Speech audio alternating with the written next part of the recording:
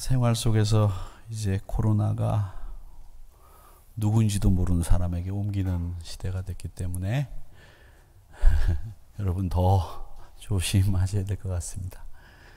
오늘 저희들이 임직 받으시는 분들 가운데서도 오미크론에 감염이 되신 분들이 생기셔가지고 확진 판정을 받으셔가지고 참석 못하시는 분들까지 생겼다라는 보고를 제가 조금 전에 들었습니다. 참 이게 아무리 이렇게 막으려고 해도 막아지지가 않고 결국 이렇게 그 바이러스의 병원균이 조금 더 이렇게 약화되는 방법, 그건 하나님이 하실 일인데 하나님이 하시는 방법밖에는 없구나 이런 생각을 합니다. 오늘 본문은 고난을 겪으시는 예수님의 모습 그리고 마귀에게 시험당하시는 생생한 이야기입니다. 예수님이 당하신 고난은 현실과 동떨어진 관념이나 생각 속에서 당하신 고난이 아니라 실제 고난이었습니다. 마귀의 시험이라고 하는 것은요, 늘 아주 섬세합니다. 그리고 마귀의 시험은 처음부터 끝까지 주도 면밀하고 아주 치밀합니다. 이 마귀는 우리의 아킬레스건, 우리의 약점이 어디인지를 정확히 알고 그걸 건들고 그걸 이용해서 유혹합니다. 예수님이 40일간 금식하셨다는 사실을 마귀는 알았어요. 그 문제를 약점으로 보고 접근해 오는 거죠. 이 시험 그러면 아담이 하와가 뱀에게 유혹을 받은 이 시험 생각할 수 있는데 이걸 비교를 해보면 예수님의 시험은 아담이 받은 하와가 받은 이 시험과는 전혀 다릅니다. 아담은 굉장히 풍족한 상황에서 그리고 무방비 상태에서 어쩌면 시험이라고 하는 것을 생전 보지도 못했기 때문에 그렇게 당했을 겁니다. 근데 이 마귀가 예수님을 시험한 이 시험은 굉장히 자극적이고 공격적이에요. 왜 그런가 하면 아담은 조금 전에 말씀드린 것처럼 아주 풍족한 에덴 동산이라고 하는 곳에서 시험을 당했습니다. 에덴 동산에는 다 있습니다. 마음껏 누릴 수 있는 환경이죠. 근데 주님은 인간이 생존 욕구에 가장 필요한 식욕을 억제하는 가운데 당하신 시험입니다. 풍족히 누릴 수 있는 에덴 동산의 시험과는 정반대의 황량한 아무것도 없는 광야라는 곳에서 굶주리시면서 당하신 시험입니다. 물론 시험을 받았다는 자체가 문제이지 환경이 문제가 되겠습니까마는 주님이 시험을 당하신 환경은 그야말로 최악이었다. 이렇게 보시면 됩니다. 주님이 시험 당하신 이 유다 광야라고 하는 것은 사해 골짜기에서부터 먼지와 습기를 머금은 바람이 부는 곳입니다. 그래서 이 시내산 근처의 광야하고는 또 모압이나 암몬 쪽의 광야하고는 완전히 질적으로 다른 곳이 유대 광야라고 하는 곳입니다. 이 모압과 암몬의 광야는 물만 뿌리면 열매들이 엄청나게 잘 맺히고 열리는 옥토입니다. 근데 유대 광야는 그야말로 유대 광야예요. 아무것도 나지 않습니다. 여기서 우리는 또 하나 생각해 볼 것은 하나님의 아들이 꼭 시험 받아야 되나? 이런 의문을 품게 되죠. 당시 사람들도 그랬을 겁니다. 예수님이 광야에서 시험 받아야 될 이유가 어디 있느냐. 근데 하나님의 뜻이 분명해요. 누구라도 거룩한 사명을 위해서 마귀와 맞서는 광야의 시간이 필요하다. 이게 하나님의 뜻입니다. 우리도 주의를 하면서 편안하게 뜻맞는 사람들하고 기분 좋게 사명 감당하면 여러분 얼마나 좋겠어요? 내 마음에 맞는 사람하고 말이죠. 짝짝꿍 해가면서. 그렇죠? 여러분은 그런 것도 기분 나쁘신 모양인데 얼마나 좋아요. 그렇죠? 그런데 여러분 우리가 사명을 감당하는 자리 가보면 주님이 당하신 시험과 뭐 비교할 수는 없지만 그런 어려움이 늘 상존합니다. 여러분들이 사명을 감당하는 데 있어서 시험 당하지 않고 사명을 감당하고 헌신하는 가운데 어려움 없는 그 헌신이 어디 있습니까? 그래서 저는요, 이 신앙생활에도 때로는 맷집이 좀 필요해요. 맷집이라는 게 뭐냐? 누가 뭐라고 그래도 좀 제 자리를 든든히 지키면서 흔들리지 않고 말씀 따라 사명 따라 가는 이런 맷집이 우리 신앙인들에게 필요하단 말이죠. 조금 뭐라 그러면 그냥 히딱하고 말이죠. 조금 누가 뭐라 그러면 그냥 막 파르르 하고 말이죠. 뒤로 넘어가고 말이죠. 맷집이 없어서 그래요. 근데 우리 사명자들에게 있어서는 좀 맷집이 필요하지 않겠느냐, 이런 생각을 해봅니다. 예수님에게 찾아온 광야에서 40일간의 금식을 통해서 우리에게 찾아온 고통, 이 주님이 맞이한 고통은 뭐냐? 굶주림과 외로움이었을 거예요. 주님이 굶주림과 외로움은 스스로 해결할 수 있는 그 능력을 가지고 계셨지만 그 고통을 그대로 견디셨어요. 감당하셨다는 거죠. 고통의 시간 가운데 예수님을 찾아온 사람이 아니죠. 어둠의 아들이라고 자랑하는 하나님 앞에서 쫓겨난 마귀였습니다. 근엄해 보이고 의젓해 보이고 뭐 그럴듯하게 보이죠. 마귀는 늘 그렇습니다. 그런데 그 교활함과 사악함이 그 이면에 감추어져 있습니다. 하나님의 아름다움, 하나님이 주신 지혜를 더럽혔던 이 마귀는 어두움에 익숙해진 눈으로 예수 그리스도의 광야 생활을 늘 이렇게 지켜보고 있다가 고통 위에다가 시험이라고 하는 어려움을 가중시키는 일을 했습니다. 그리고 교만해질 대로 교만해진 그는 예수님을 넘어뜨릴 수 있다, 이렇게 자신하고 덤볐습니다. 그 자신을 가지고 예수님을 시험하는 것이 3절에 보니까 뭐라고 되어 있느냐면, 시험하는 자가 예수께 나와 이르되 네가 만일 하나님의 아들이여든 명하여 이 돌들로 떡덩이가 되게 하라.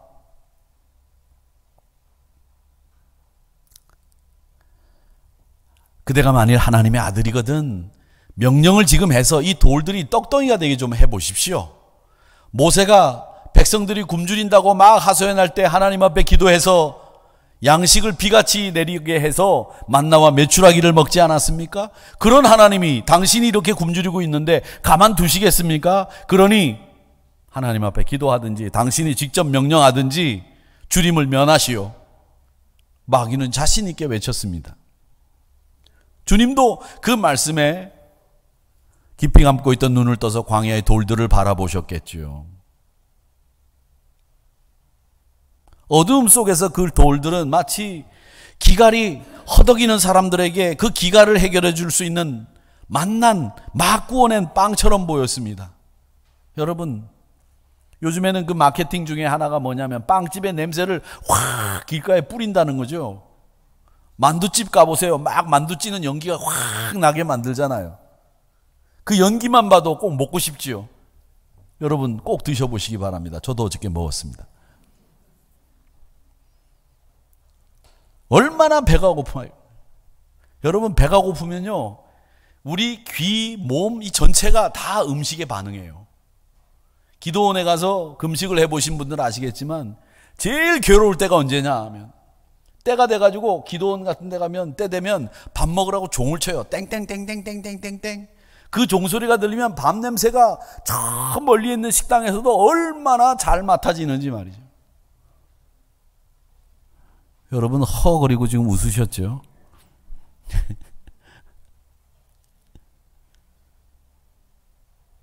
근데 여러분, 만약에 이 돌을 빵으로 만들어 먹는다고 한다면 하나님의 아들이라고 하는 증거를 단숨에 보일 수 있어요. 그리고 굶주림이 해결돼요. 그런데 이렇게 되면 주님은 욕구를 참지 못하는 평범한 인간이 되는 거고, 이걸 해결하는 순간에 사명의 자리에서 이겨내야 되는 온갖 어려움 앞에 굴복하는 게 되는 거죠. 이 육신의 시험을 이기는 방법이 뭐냐? 우리 주님은 분명히 보여주셨습니다. 여러분, 시험을 극복할 수 있는 길, 그게 뭐냐? 하나님의 말씀입니다. 말씀. 마귀는요, 어떤 방식으로도 어떤 술수로도 이 진리의 말씀을 이길 수 없습니다. 마귀는 말씀을 못 이겨요. 마귀가 죄 아무리 강해 보이고 능력을 모두 갖추었고 지가 교활하고 지혜가 수수가 뛰어난 것처럼 보이지만 말씀 앞에서는 무력해지고 말씀을 못 이긴다는 거예요.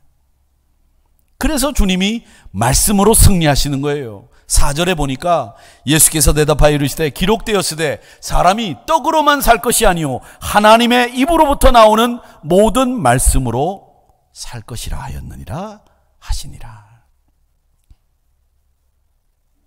사람이 떡으로 사는 게 아니라 하나님의 입으로 나오는 모든 말씀으로 산다고 하는 시험을 이기는 분명하고도 확실한 방법을 주님은 알고 계셨기 때문에 그 말씀으로 이기시는 거예요.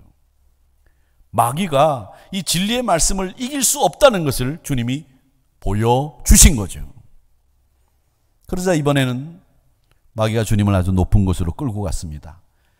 헤브론 산 위에 어리는 여명을 바라보게 희생제가 시작하려는 나팔 소리가 들리는 그때 마귀는 주님에게 속삭였습니다. 6절입니다. 네가 만일 하나님의 아들이여든 뛰어내려라. 기록되었을 때 그가 너를 위하여 그의 사자들을 명하시리니 그들이 손으로 너를 받들어 발이 돌에 부딪히지 않게 하리로다 하였느니라. 마귀는 알았습니다. 하나님이 천사를 동원해서 땅에 떨어져서 죽게 돼 있는 예수님을 죽지 않게 하면, 그리고 만약에 천사들을 동원하지 않아서 예수님이 땅에 떨어져서 죽게 되면 하나님을 비방할 수 있는 좋은 기회죠. 하나님께 대들 수 있는 좋은 기회예요. 왜? 하나님이 사랑이 많으신 자비하신 하나님이라는 분이 자기 아들이 땅에 떨어져서 죽을 때까지도 비정하게 무자비하게 모른 척하고 있을 수 있느냐. 그렇게 몰아붙일 수 있고 아들 예수라고 자칭하던 그 친구도 진짜 하나님 아들 아니었네 이렇게 이야기할 수 있는 좋은 기회를 만난 거죠. 그리고 자신이 세상에 참 권세를 가지고 있는 이라고 사람들을 선동할 수 있었을 겁니다. 만약에 하나님이 천사를 동원해서 받아주신다고 한다면 반대로 당연히 그렇게 해야지 이렇게 이야기하면서 다음 단계의 시험으로 넘어갈 수 있었을 겁니다. 이래저래 마귀는요, 믿질 것 없는 일입니다. 여러분 꼭 기억하십시오. 마귀는 손해보는 거래를 하지 않습니다. 최소한 마귀는 시험을 시작할 때, 유혹할 때 무승부를 볼 수 있는 계략을 가지고 접근합니다. 여러분 그걸 아셔야 됩니다. 마귀는 시험할 때 우리에게 절대 질 시합을 하지 않아요. 이미 계산을 다 해놓고 유혹하고 시험합니다. 최소한 이기겠구나, 무승부겠구나, 아니면 큰 차로 이기든 적은 차로 이기든 이긴다, 무승부다, 요 정도 계산은 마귀들도 한다는 거예요. 또 우리가 이기더라도 마귀는요, 우리 마음에 충분히 상처 줄 일을 가지고 시험을 걸어요. 우리가 이기더라도 사람과의 관계가 깨지거나 혹은 사람에게 배척을 당하거나 아니면 시험을 이기더라도 야, 우리가 이런 일을 꼭 이렇게 해야 되나 자괴감이나 염증과 같은 후유증을 꼭 남겨놓는다는 거죠. 이게 마귀의 방법이에요. 지는 시합 걸어오지 않습니다. 저도 우리에게 후유증을 남긴다는 거예요. 그래서 마귀의 시험이 잔혹하고 어려운 거예요. 그렇기 때문에 사람의 생각이나 능력이나 지혜, 경험 이런 걸로 이길 수가 없고 말씀으로만 이겨야 하는 거예요. 그래서 예수님이 말씀으로 이기는 마귀를 말씀으로 상대하는 것을 우리에게 보여주신 거죠. 여러분 능력이나 머리로 경험으로 마귀 이기려고 하지 마세요. 그렇게 호락호락한 상대가 아닙니다. 수천 년의 경험이 축적이 되어 있는 친구들이기 때문에 여러분에게 질 시합을 걸어오지 않아요. 다 이길 수 있다고 생각하고 여러분에게 다가오죠. 그만큼은 다 안다는 거죠. 아니 그보다 더 잘하는 거죠. 우리가 어디가 약한지, 우리가 어디를 치면 넘어지는지 잘 알고 있습니다. 근데 우리는 그걸 가지고 세상의 방법이나 뭐 기묘한 방법으로 이길 수 있다고 생각하고, 시간이 지나면 이길 수 있다고 생각하고, 우리의 마음이 다스려지면 이길 수 있다고 생각하고, 여러 가지 생각들을 하는데 말씀 아니고는 마귀의 시험 못 이겨요. 말씀 아니고는 안 된다. 그러니까 7절에서 예수님이 뭐라고 말씀하셨습니까? 주 너희 하나님을 시험하지 말아라. 딱 잘라가지고 거기서 끝내는 거예요. 마지막 시험은 경배하라는 시험이었습니다. 순식간에 높은 산 꼭대기에 올라가서 마귀는 세상을 펼쳐 보이면서 공중 권세를 잡은 마귀가 제일 강한 것처럼 보이게 했어요. 세상의 모든 것이 마귀에게 경배하는 순간에 다 얻을 것처럼 보이게 했습니다. 이게 또 마귀의 방법이에요. 그럴듯하게 보이고 다 얻을 것처럼 보이게 하고 또 그렇게 보이게 할 뿐입니다. 여러분, 근데 보이는 게 전부든가요? 사람을 상대하면서 여러분, 보이는 것이 그 사람의 전부라고 생각하시고 지금도 그렇게 순수하게 생각하십니까? 아니면 어리석게 생각하십니까? 세상에는요, 보이는 게 전부가 아닙니다. 제가 어릴 때 살던 동네는 서울에서 그렇게 부자들이 사는 동네가 아니고 가난한 사람들이 사는 동네였어요. 저희가 이제 아버님이 서울로 올라오셔서 아현동에서 처음 이제 세를 얻어서 살다가 충정로로 이사를 하고 거기서 제가 이제 초등학교를 들어갔죠. 그리고 난 뒤에 이제 집을 살려고 보니까 사대문 안에 집을 못 사니까 이제 무학재를 넘어가지고서 저 문화촌이라고 하는 곳에 가서 집을 샀습니다. 거기가 싸니까. 이사를 이렇게 가면서 보니까 무학재를 넘으니까 왼쪽에 화장터가 있더라고. 화장터가. 요즘은 뭐 화장터 이름이 뭐 장례식장이니 뭐 연화원이니 영생원이니 뭐 이런 말 쓰지만 옛날엔 그런 말도 없었어요. 그냥 화장터입니다. 그리고 옛날 화장터에 가보면 요즘처럼 말이죠, 시설이 좋아서 이렇게 한 단계 문을 열고 들어가고 또 들어가고 이렇게 들어가는 게 아니라 옛날 화장터는 그 화구 앞까지 그냥 가요. 거기서 그냥 바로 넣고 그 안에 그냥 이렇게 그 연탄 밀어놓고 난데 뚜껑 닫듯이 그렇게 닫아놓고 앞에 그냥 영정 두고 가는 게 그게 화장터였어요. 그런 게 거기 있었어요. 근데 그 우리 살고 있는 동네에 아주 멋진 아주머니가 계셨어요. 제가 어릴 때 눈으로 봐도 굉장히 화려하고 예쁘고 온 동네 사람들이 좋아하는 분이셨어요. 돈도 잘 빌려주고 돈도 잘 꿔주고 말이죠. 또 쓰고 발 벌고 뭐 그런 분이죠. 그래서 그분이 만든 개를 만들었는데 많은 분들이 그 개에 들었습니다. 개에 들었어요. 그 다음 얘기는 여러분 어떤 얘기가 벌어질지 이렇게 머릿속에 그려지죠? 옛날에는 말이죠, 이 개돈 가지고 도망가는 사람들이 얼마나 많았는지 몰라요. 일어나면 들리는 소리가 누가 개돈 가지고 도망갔다더라는 얘기를 들었습니다. 요즘은 이제 개들 안 하시니까 근데 그런 일이 없지만 그 공식대로 개돈을 가지고 야반도주를 해버렸습니다.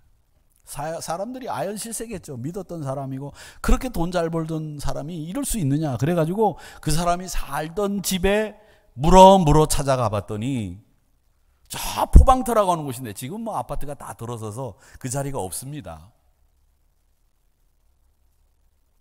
거기에 움막 같은 곳에 살고 있었어요. 이런 집에 살면서 어떻게 화려하고 제일 잘 사는 처럼 하고 다녔는지 이해가 안 된 거예요. 다들 놀란 거예요.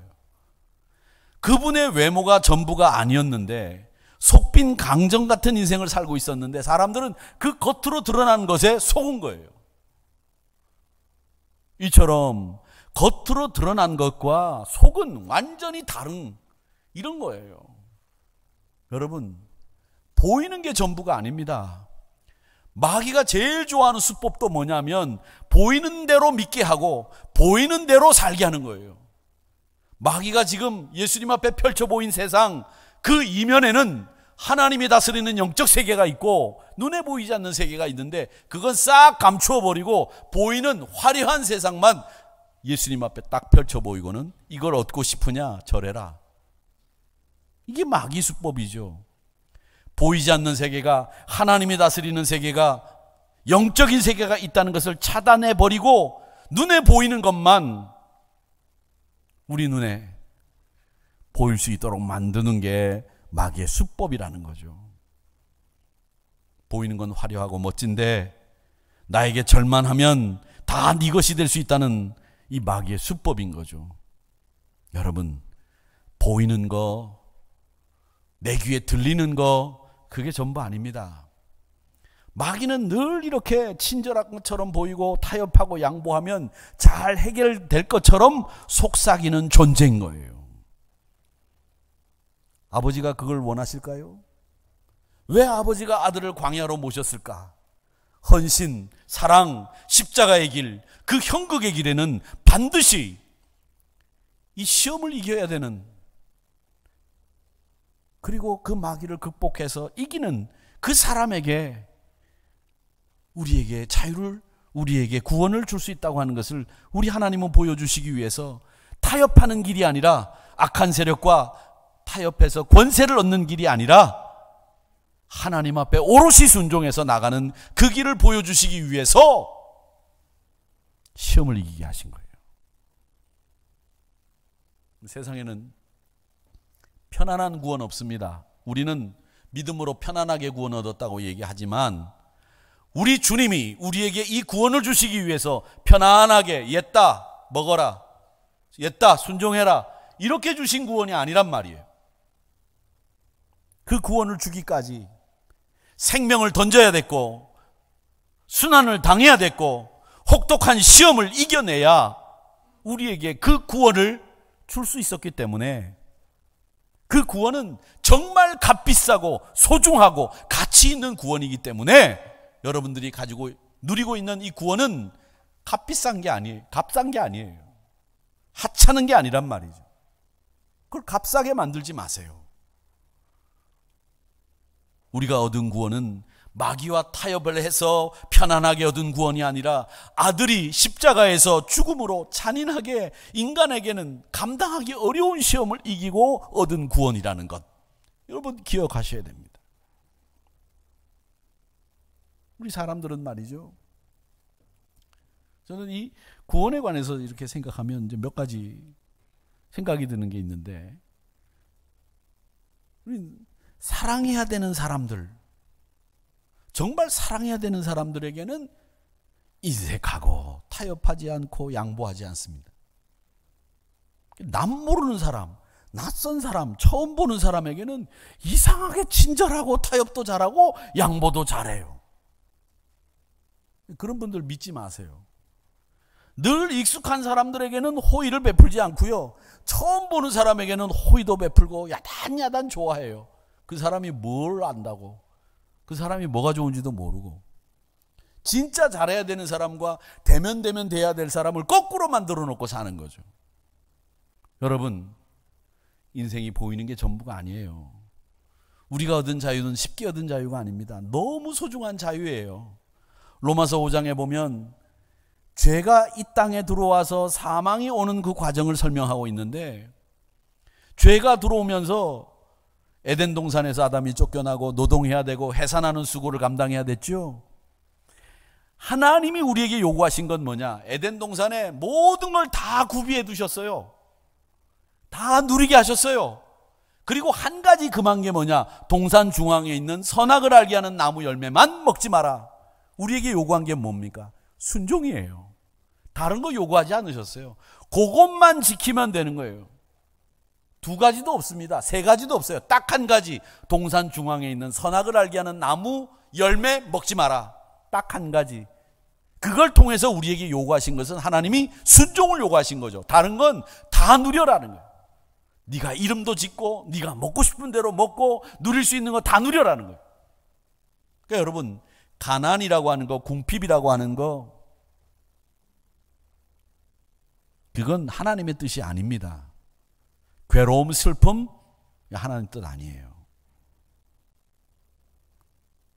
심지어는 사랑하는 아내까지 창조하셔서 배필로 허락하셔서 행복과 안녕과 부귀와 형통을 허락하셨잖아요. 다만 우리에게 요구한 건 순종이에요.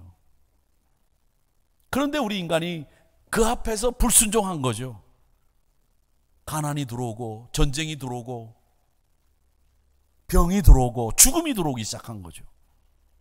인간이 가지고 있던 문제는 뭐냐? 바로 부패한 심령이에요. 순종하지 못하는 부패한 심령, 불순종을 저지르는 악한 심령. 인간이 선하다고 생각하시는 분들 계시죠? 인간은요, 선하기보다는 악한 쪽에 가깝습니다. 저는 가끔 그런 생각을 해요. 제가 학창 시절에 친구 집에 놀러 가보면 그 친구 부모님이 저를 쳐다보는 눈을 딱 보는 순간에 아, 이 친구가 집에서 어떤 대우와 어떤 인정을 받고 있구나라는 걸 저를 쳐다보는 부모님의 눈동자 딱 보는 순간에 알아차릴 수 있어요. 어떻게 알아차리느냐? 이 친구가 부모님에게 평소에 신뢰를 받고 있었으면 저를 쳐다보는 눈도 아, 그래, 공부 잘하고 똑똑하고 내 아들과 같은 친구가 왔구나, 이런 눈으로 쳐다봐요. 그런데 이 친구가 평소에 부모님에게 인정을 못 받던 친구, 공부도 못하고 말썽만 피우는 친구면 저를 쳐다보는 눈도 똑같습니다. 이건 또 뭐야? 이렇게 쳐다보거든요. 우리가 선한 게 아니에요. 우리의 친구이신 예수님이 선하시기 때문에 하나님이 우리도 선하다고 인정해 주신 거죠. 그래서 예수님이 우리의 좋은 친구이신 거예요. 왜? 그분 때문에 우리가 하나님으로부터 의롭다고 인정받았으니까. 예수님께서 아버지의 뜻에 순종하셔서 이 땅에 오셔서 십자가에 죽기까지 순종하셨기 때문에 그분의 순종으로, 그분의 사랑으로 우리가 그리스도의 옷을 입은 거예요. 그 옷이 우리에게, 하나님이 우리에게 쳐다보시면서 그래, 내 아들이 순종의 사람이었는데 내 아들과 친구인 너도 순종의 사람이구나. 그래, 그렇게 순종의 사람으로 그리스도 예수를 친구로 삼은 우리들에게 입혀주신 옷이 의의 옷인 거예요. 흙먼지가 가라앉았습니다. 마귀가 예수님을 떠났어요. 11절 말씀에 보면 이에 마귀는 예수를 떠나고 천사들이 나와서 수종드니라, 이렇게 되어 있습니다. 천사들이 예수님께 수종들었어요. 황량해 보이던 그 광야가 천사들이 예수님을 수종드는 놀이터, 잔치자리로 변했습니다. 그 굉장한 싸움에서 주님이 이기셨어요. 기갈과 상처난 자존심, 돌처럼 깔린 세상에서 나를 찾아온 마귀 권세를 이길 수 있는 힘이 뭡니까? 예수님이 뭘로 이기셨습니까? 말씀으로 이기셨다고 말씀드렸습니다. 오늘 이 1절에서부터 11절 말씀에 보면 기록되었으되 기록되었으되라는 말씀이 4번 나옵니다. 4절, 6절, 7절, 10절 4번 나오는데 그 중에서 6절의 말씀은 마귀가 한 말이에요. 4절과 7절과 10절은 예수님이 마귀의 시험을 이길 때에 쓰신 말씀이에요. 즉 예수님이 4절과 7절과 10절에서 기록되었으되라는 말씀을 통해서 마귀의 시험을 이긴 거예요. 또 하나 6절 말씀에 기록되었으되라는 말씀은 마귀가 인용했던 말씀이에요. 마귀가, 즉 마귀도 말씀을 인용하고 이용하는 거예요. 속지 말아야 된다는 거죠. 기록되었으되 4번의 기록되었으되 가운데에 4절, 7절, 10절만 예수님의 말씀입니다.